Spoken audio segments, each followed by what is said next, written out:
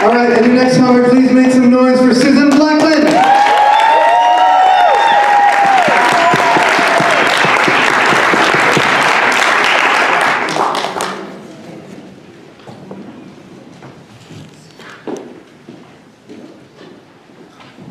I came out as queer at the age of 42. The signs were obvious, but I was a little slow.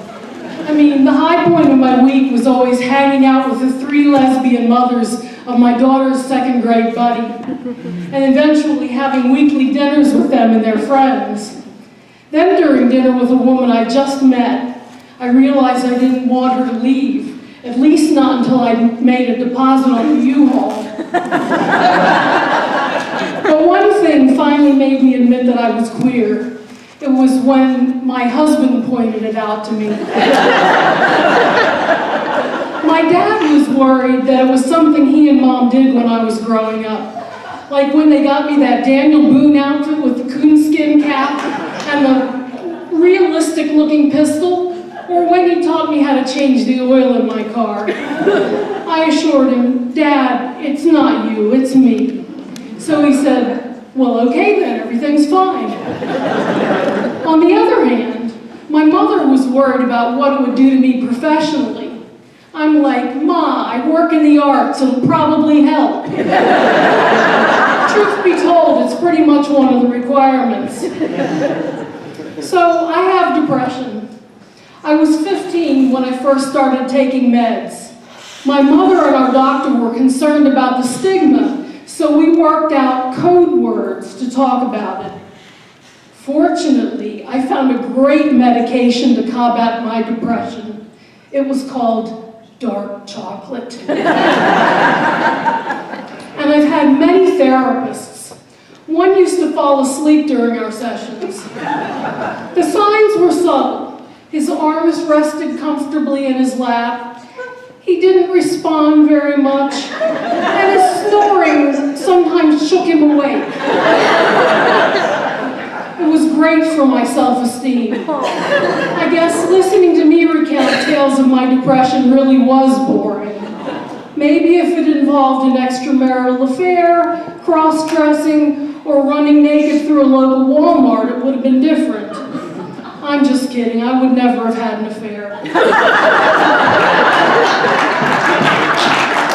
But I really liked the therapist who snored. He was like a big teddy bear, just like the ones he used to bring to take our nap. I even found out where he lived and would drive out there from time to time to watch his house. Of course, now I realize there's a fine line between being a patient and a stalker. But it did give us something to talk about during our next therapy session.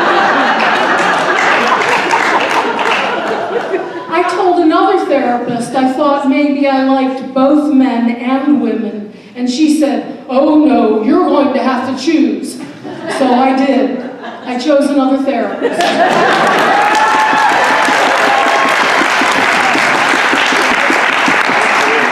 I had one therapist who really was good. Once we ended up helping a mutual friend move. We both showed up in our Subarus, which back then was the classic lesbian car. In fact, that day there were 8 Subarus surrounding our friend's house. We weren't a group of movers, we were a wagon train.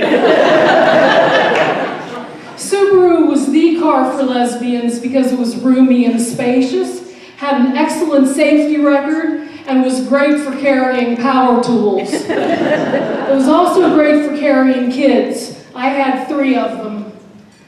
My first one cried all the time as a baby. I would wrap him gently in a warm blanket, hold him close, and fantasize about pitching him through a plate glass window. Of course I never did it.